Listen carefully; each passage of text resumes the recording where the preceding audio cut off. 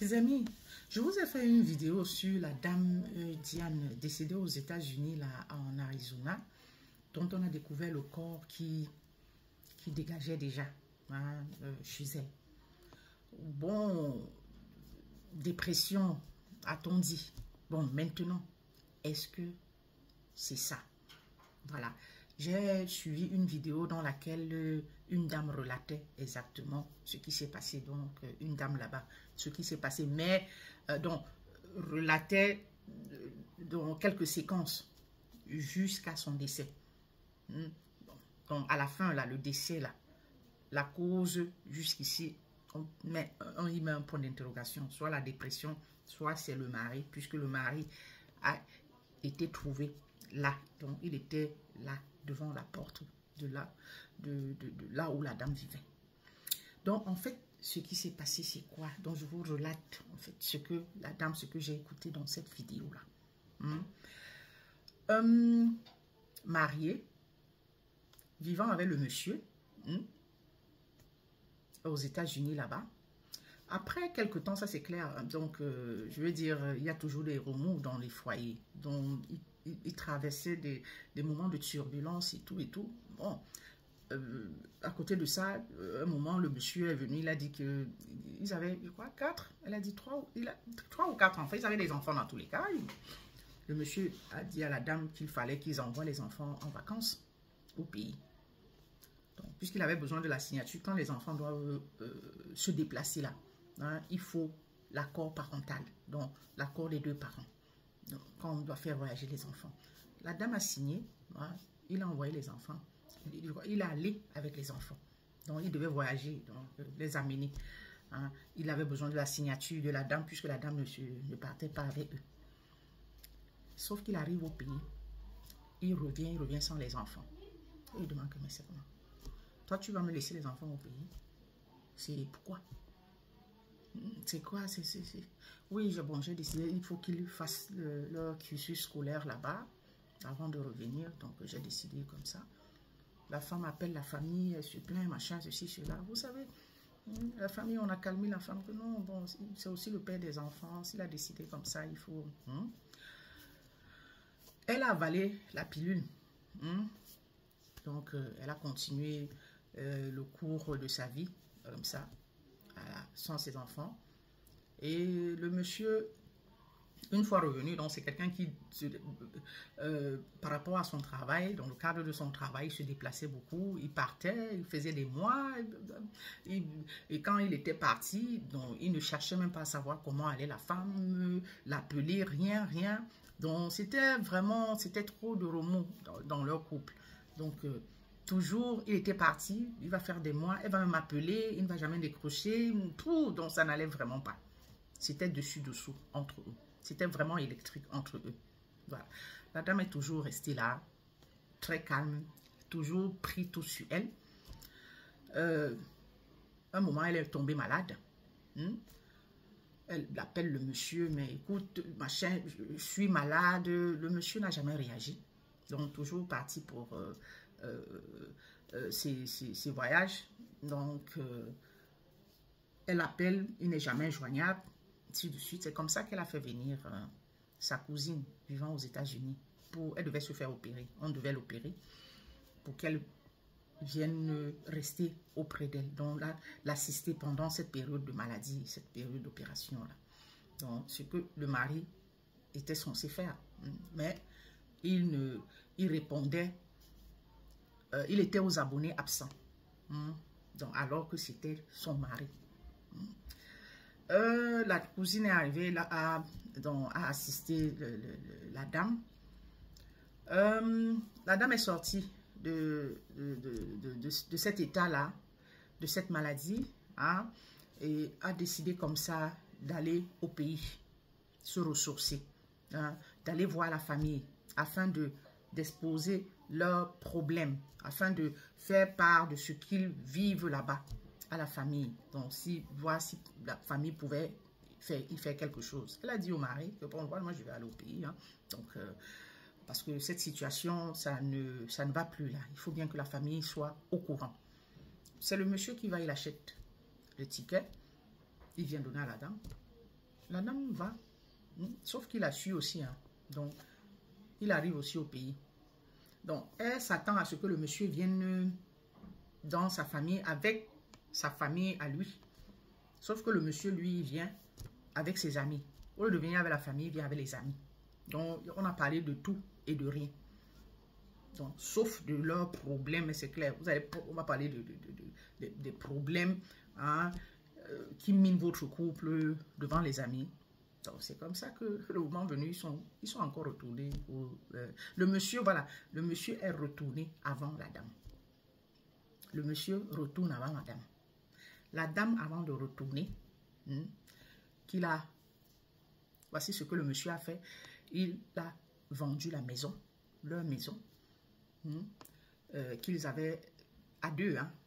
Il a vendu leur maison.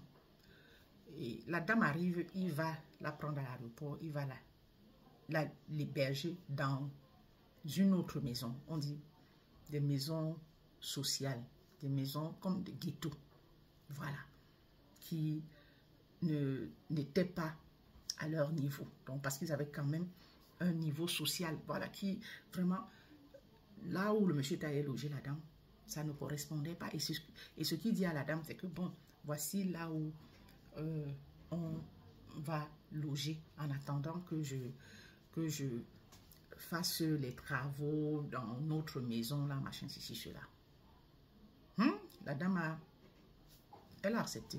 Elle a avalé cette autre pilule. Après, le monsieur lui fait comprendre qu'il a vendu la maison. Voilà un autre coup de massue. La dame désemparée, c'est là où les problèmes ont continué à aller. Crescendo, crescendo. Demande, mais vendre notre maison, comment ça? Hein? Je croyais que c'était pour rénover, pour des travaux de réfection et autres. Tu vends notre maison, comment? Donc, c'est là où tout s'est enchaîné, les problèmes. Elle a besoin du mari, le mari n'est jamais là, dire qu'il ne vivait plus avec elle, donc il est allé l'abandonner dans ce ghetto-là. Elle était abandonnée à elle-même. Donc, la dépression commence à déprimer, Comme elle était revenue du pays elle avait sa bonne copine là-bas, elle était revenue du pays avec le paquet de sa bonne copine.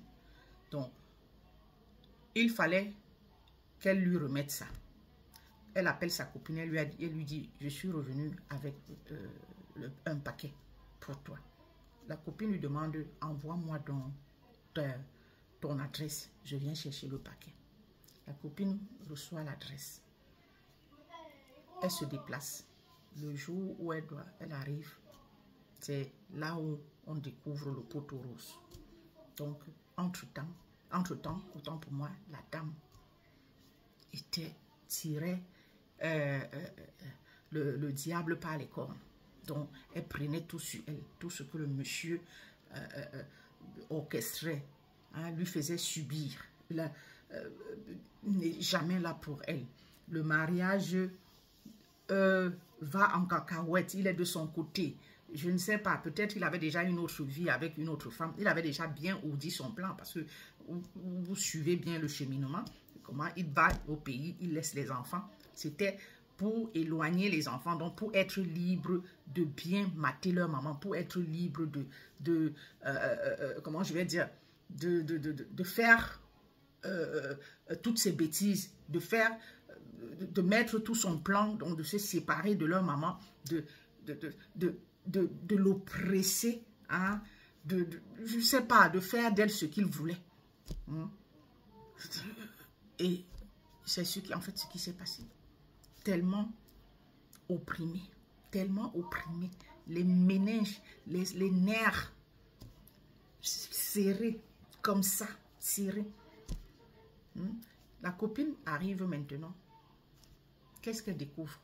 Quand elle prend les escaliers, l'odeur, il y avait tellement de mouches dont les mouches suivaient. l'odeur qui se dégageait de la pièce. Elle monte, elle voit le monsieur, son mari est assis devant l'appartement. Déjà, elle a été frappée par l'endroit, le quartier, mais je connais quand même ce couple. Ils ont certes toujours eu des problèmes où j'avais donné des conseils à ma copine que vraiment le mariage n'est pas une fin en soi, il faut. Essayez de sortir de là avant, ou bien si vous ne pouvez pas régler, sortez de là avant. Séparez-vous, hein, c'est pas une fin en soi. Mais ils ne vivaient pas dans cette, malgré les difficultés, ils ne vivaient pas dans ces conditions-ci. C'est quoi? Pourquoi est-ce qu'ils sont venus vivre ici? Qu'est-ce qui s'est passé? Et dans tout ça, elle y vit seule et le monsieur n'est jamais là, il est toujours parti. Tantôt de l'autre. Elle monte. Dit que bon, elle va causer avec sa copine. L'odeur, les mouches, elle est frappée par l'odeur des mouches. Quand elle arrive devant l'appartement, elle trouve le monsieur, il est assis devant l'appartement. C'est là où vient le point d'interrogation. Est-ce le monsieur? Lui-même, il était surpris de voir sa copine là. Est-ce le monsieur qui a fini avec sa femme? Ou est-ce vraiment la dépression? Donc, ce qu'elle subissait. Est-ce que c'est ça qui l'a emporté? Les enquêtes nous le diront. Seulement, chère dame, cher monsieur, quand ça ne va pas et que vous avez essayé, comme je l'ai dit dans ma précédente vidéo, et que vous avez essayé d'apporter la calmie, quand ça continue, c'est mieux de vous séparer. Quand vous ne vous aimez plus, séparez-vous. Ça ne sert à rien de forcer. Quand c'est un seul côté, dans un couple, quand c'est une seule personne qui aime, ça ne marche pas. Ça ne se force pas. L'amour, là, c'est dans les deux sens. C'est dans les deux sens. Surtout, mesdames, si l'homme ne vous aime pas là, hein, montez, vous descendez, vous aurez toujours les problèmes dans ce couple-là. Si votre homme vous aime, l'harmonie sera là. Vous apprendrez, même si vous ne l'aimez pas, parce que les femmes savent s'adapter à des situations. Vous allez apprendre à l'aimer. Mais l'homme là, quand il n'aime pas, monte, tu descends. Il va souvent faire semblant, mais ce ne sera pas trop ça. Ce sera toujours l'humiliation, toujours, ce sera toujours à couteau tiré.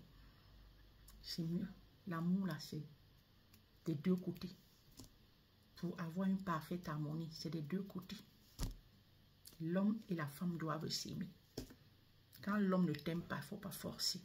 Quand il te montre déjà certains signes,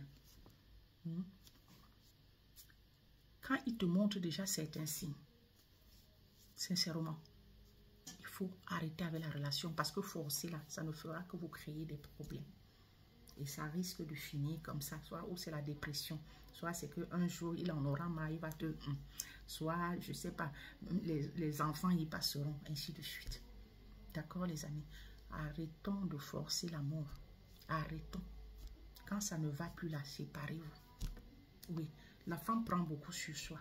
Elle prend beaucoup sur elle. Donc, quand elle n'aime pas là, parfois elle essaie de faire avec. Donc, et que si son mari l'aime, elle va essayer de faire avec. Donc, essayer d'accepter, de vivre certaines choses. Quand le mari aime, ça passe. Mais quand il n'aime pas et que toi tu l'aimes là, c'est difficile. C'est difficile que ça marche.